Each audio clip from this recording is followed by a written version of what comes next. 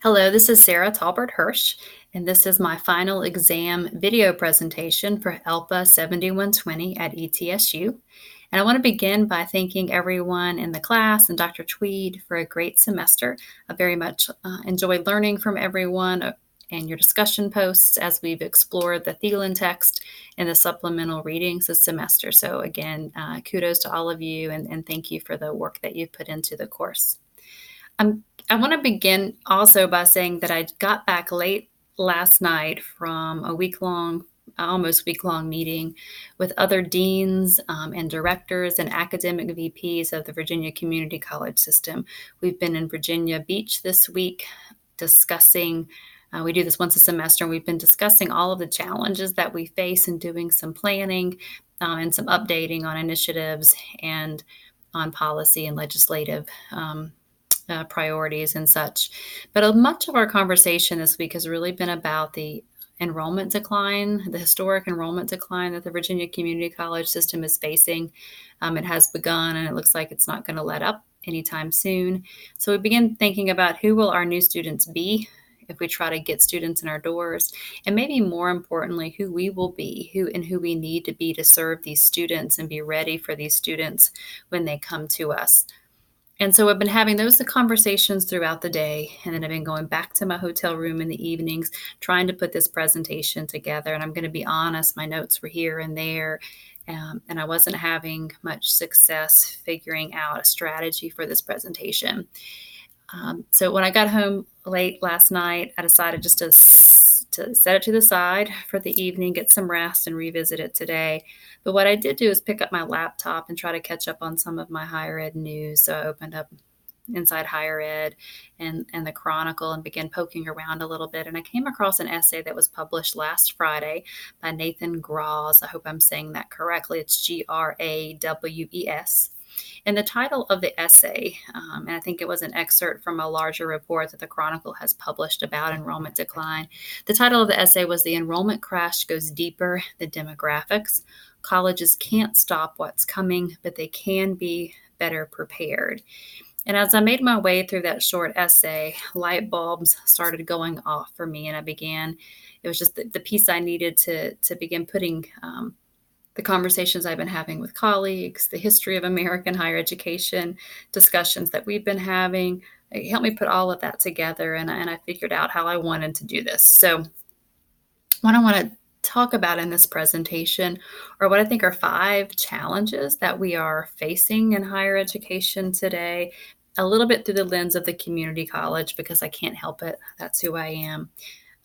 And thinking about what is the relationship between these challenges that I think we're going to be facing over the next decades, decade or decades. What's their relationship to the history of American higher education? How did we get here, and what might we be able to do based on that history? So the first one is the obvious one. I've already alluded to it, and that's this impending enrollment decline. If we begin thinking about higher education from the colonial era on, we started out with these 9 institutions of higher education, those 9 colonial schools. And then we began to see this impressive growth of higher education in the U.S., 1785 to 1860. We see this phenomenal increase in the number of institutions and types of institutions and numbers of students going to college. So not very diverse, but still an increased number of students.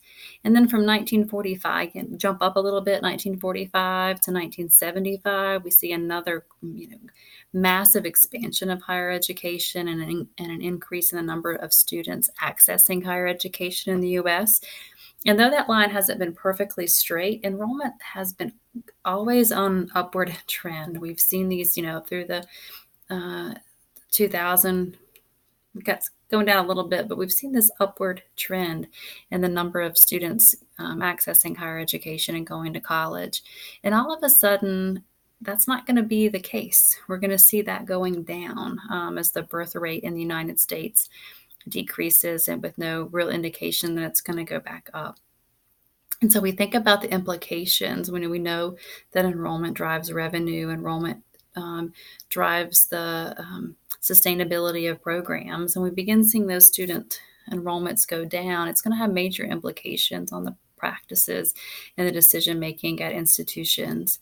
And I think it potentially could change the entire landscape of higher education, not only as colleges look at their mission and revisit their missions and really think about what it is that they're supposed to be doing and how they can do that efficiently and effectively with colleges may be thinking about the scope of the work that they do and whether they've grown perhaps too large and need to kind of shrink back down a little bit. And I think it could even have implications for the way we deliver higher education and how do we deliver instruction. And I don't just mean moving to online formats. So I think we'll see colleges and universities do more of that. But I think about our traditional terms or quarters and that whole structure may be rethought. We may see institutions offering continuous enrollment that's more convenient to start and end times for students.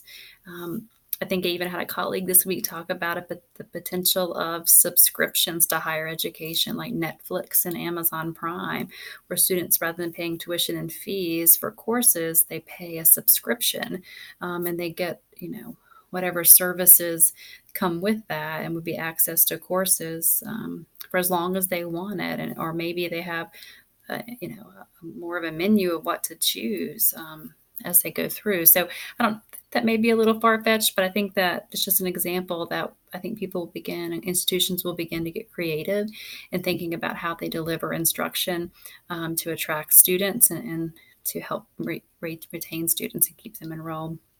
So Nathan Gross talks in this article that's the biggest challenge. This enrollment decline is going to be the biggest challenge that we're facing, and I can see that, and I tend to agree.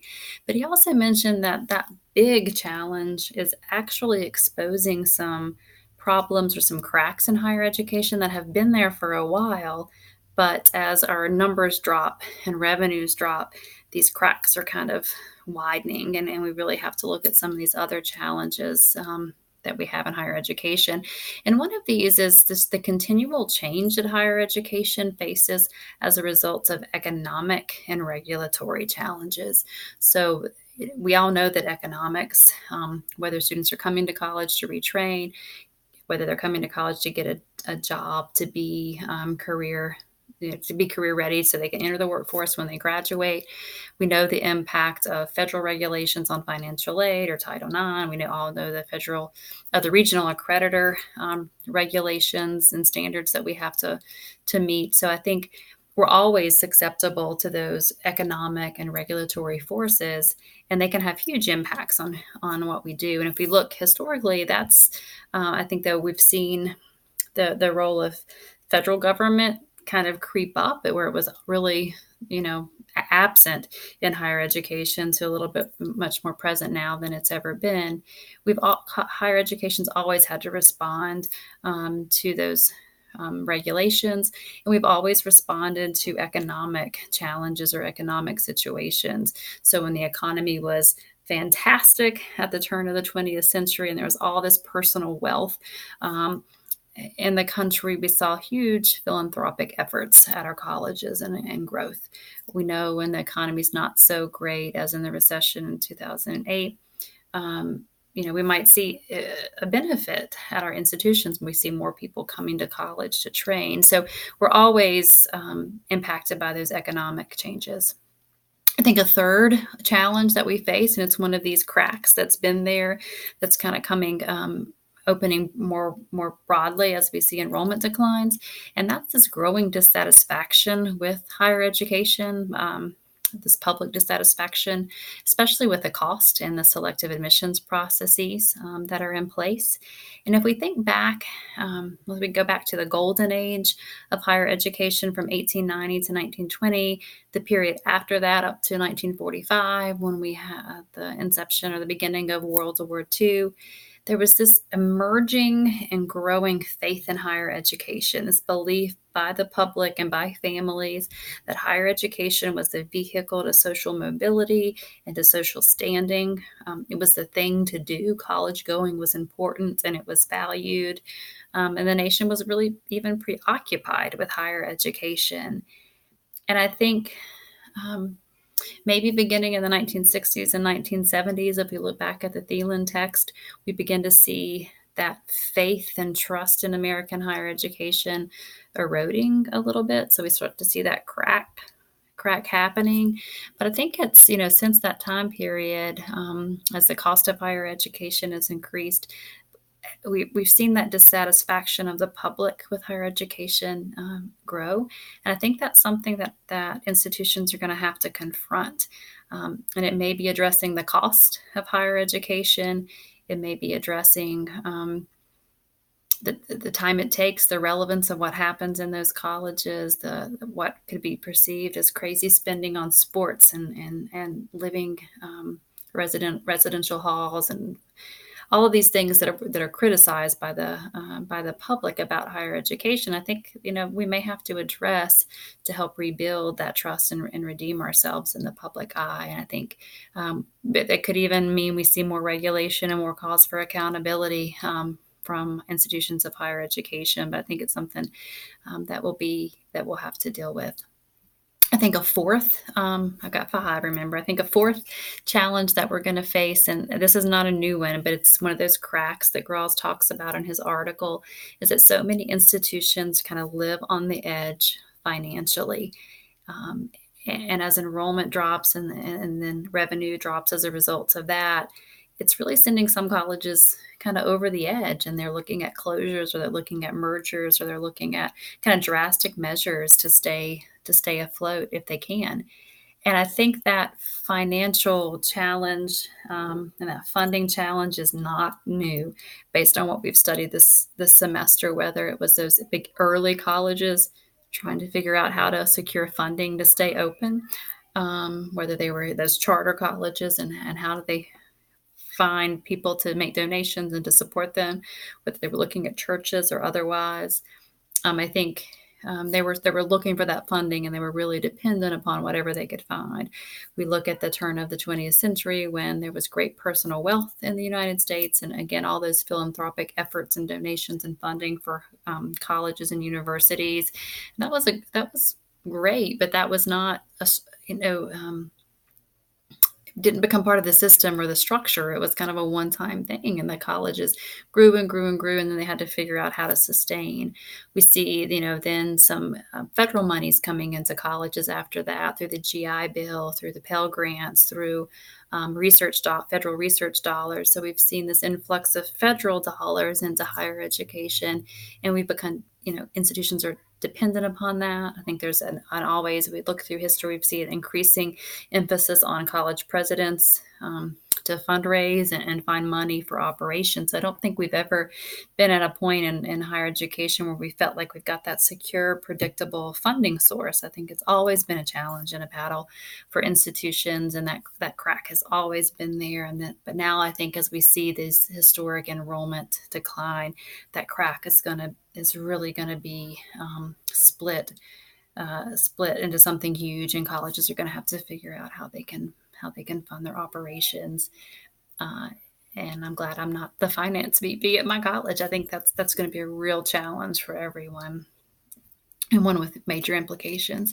And then I think a fifth and final and quick challenge I think that colleges will face. The Grawls article talks about how, even though by 2050 we're going to see a huge demographic shift in the United States, where we'll be a minority majority population, that we'll actually see that shift next year in many of our institutions of higher education, as less than half of the college students enrolled will be white. So I think we're going to see incredible diversity on our campuses, more so than we're seeing it now, but we're really just going to continue to see that. And so I think that's a challenge for us, because our faculty may not represent that diversity.